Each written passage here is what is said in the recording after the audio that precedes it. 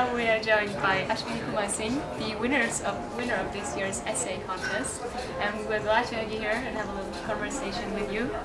So actually I'd like to ask you, you stated once that you could imagine to go into politics. What is your intrinsic motivation to dedicate yourself to the public sector?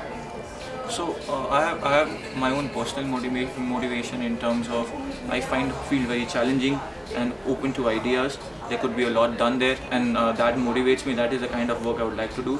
And again, on a social level, I strongly believe that we all should contribute to the society in some or the other manner, and politics is probably the best place in which we can create change. Do you see some kind of trade-off for the public sector in terms of maybe low wage or stuff like that? So in India, politics is not seen as a career. So you probably should have another career and practice politics as a side. Some people are into full-time politics, but you cannot work into politics for wages.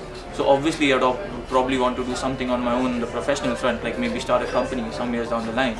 But there is definitely a trade-off. It requires a lot of sacrifice, and that is probably what is one of the barriers that prevents youth from venturing into politics, because the cost of failure is too high.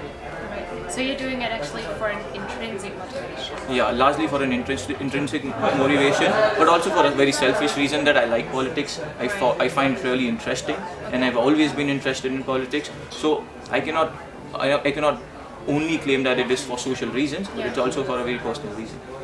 But do you think those idealistic matters are typical for the generation Y, for the young generation nowadays? I think it is. I think we are far more idealistic than, let's say, the previous generation. Yes, I also understand that there is a lot of space for pragmatism in politics, but I think the problem with a lot of our polity is that there's too much of pragmatism now, and I think the politics will do well with infusion of some sort of idealism, and what better way than more youth joining politics. So your essay is actually called "The Brave Should Inherit the World." What do you think? What concrete actions would you take to make that happen?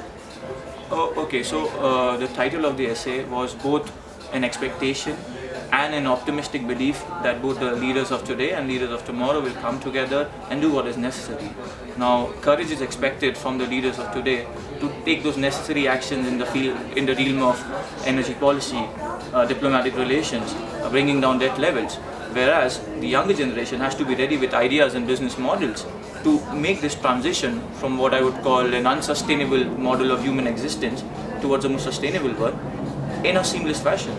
So here I would expect the leaders of today to seed, build a foundation and then seed, whereas the younger generation to be ready to pick up the mantle. Great. Thank you for that short interview and enjoy the rest of the day. Thank you so much. Pleasure. Thank you.